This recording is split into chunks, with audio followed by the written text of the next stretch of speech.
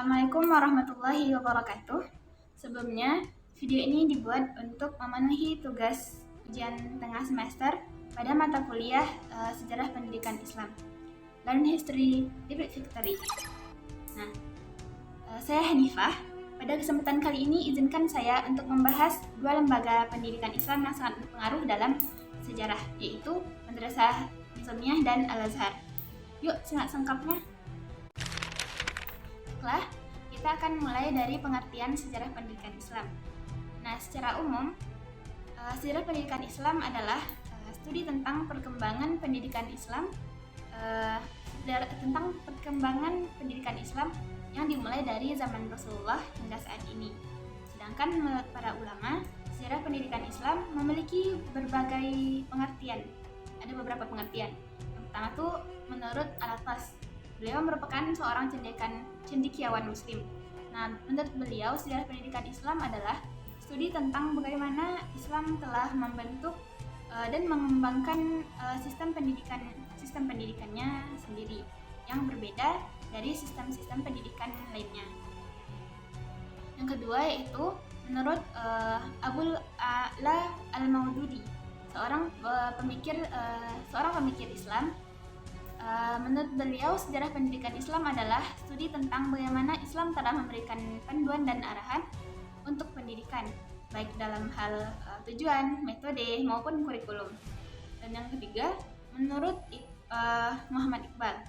Nah, menurut beliau, sejarah pendidikan Islam adalah studi tentang bagaimana Islam telah berusaha untuk membangun manusia yang ideal, yaitu seorang manusia yang seimbang dalam aspek intelektual, spiritual, dan moral. Nah, jadi sejarah pendidikan Islam adalah bidang studi yang penting untuk dipelajari oleh semua orang yang tertarik dengan pendidikan Islam. Dengan mempelajari pendidikan Islam ini, kita juga dapat memahami bagaimana pendidikan Islam telah berkembang sepanjang sejarah. Dengan memahami sejarah pendidikan Islam ini, kita dapat memahami bagaimana sejarah Islam telah berkembang, tujuan dan nilai-nilai pendidikan Islam serta tantangan yang dihadapi hingga saat ini. Selanjutnya kita akan membahas Madrasah Nizamiyah, dimulai dengan latar belakang pendirian Madrasah Nizamiyah. Madrasah ini didirikan oleh Nizamul Muluk, seorang wazir atau perdana menteri dari dinasti Seljuk yang berdiri pada abad ke-11 Masehi.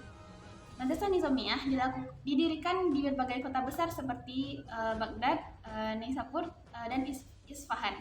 Nah, Madrasah Nizamiyah ini kalau di zaman sekarang setara dengan universitas. Nah, dari sekian banyak madrasah yang didirikan di berbagai kota itu, Madrasah Nizamiyah yang terletak di Baghdad lah yang paling besar.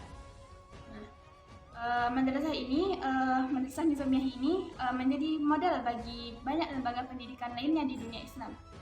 Tujuan utama dari pendiriannya adalah untuk menciptakan pusat pendidikan yang dapat mendidik para cendekiawan dan ulama, serta memperkuat pemahaman Sunni dalam menghadapi tantangan dari berbagai sekte dan mazhab yang berkembang pada saat itu. Sedangkan kurikulum yang digunakan di Madrasah Nizamiyah ini sangat fokus pada studi agama seperti tafsir Al-Quran, hadis, fikih, serta ilmu-ilmu bahasa Arab.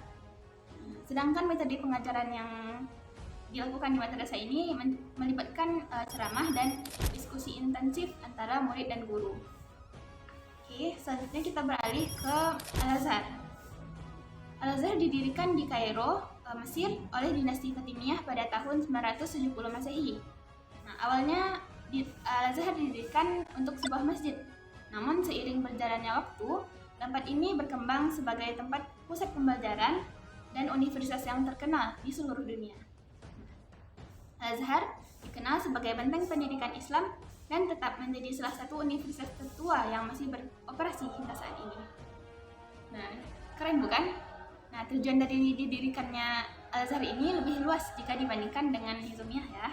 Nah, yaitu tujuannya untuk menyebarkan ilmu pengetahuan Islam dan mempromosikan pemahaman yang mendalam tentang berbagai ilmu, baik agama maupun ilmu umum. Nah, di Al-Azhar kurikulumnya juga lebih beragam.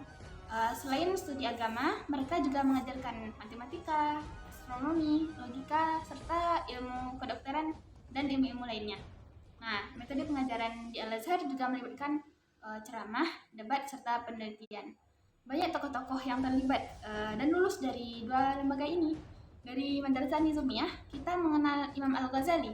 Nah, beliau seorang filosof dan teolog besar dalam sejarah Islam. Nah, sedangkan di Al-Azhar, kita juga mengenal Imam Syafi'i, pendiri mazhab Syafi'i dalam fikih Islam. Nah, kedua lembaga ini tidak hanya mencetak ulama dan cendekiawan, tapi juga memainkan peran penting dalam menyebarkan ilmu pengetahuan, juga mewariskan dan menjaga warisan intelektual Islam. Nah, itulah sekilas tentang Madrasah Nizamiyah dan Al-Azhar, dua lembaga pendidikan yang berpengaruh dalam sejarah pendidikan Islam. Semoga informasi yang sedikit ini bermanfaat dan bisa menambah wawasan kita semua. Baiklah, mungkin sekian dari penjelasan saya. Boleh di-like, share, dan subscribe juga ya video ini. Terima kasih sudah menonton dan sampai jumpa. لما تحرم شيئا قل يا ربي يا مغني ينسيك لا تتذكر سلام على من يشكر لما تذل روحك قل يا ربي يا معز فإذا بك تنهى وتأمر كريم